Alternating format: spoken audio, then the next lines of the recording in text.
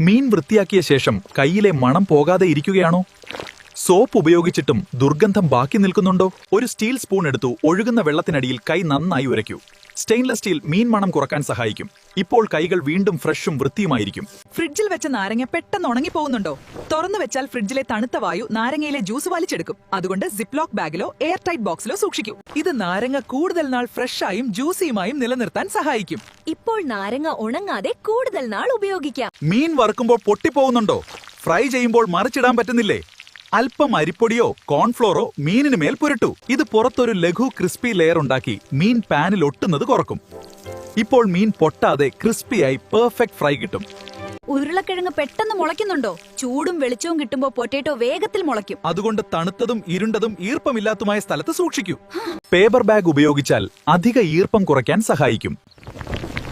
ഇങ്ങനെ ചെയ്താൽ ഉരുളക്കിഴങ്ങ് മുളയ്ക്കാതെ നിലനിൽക്കും.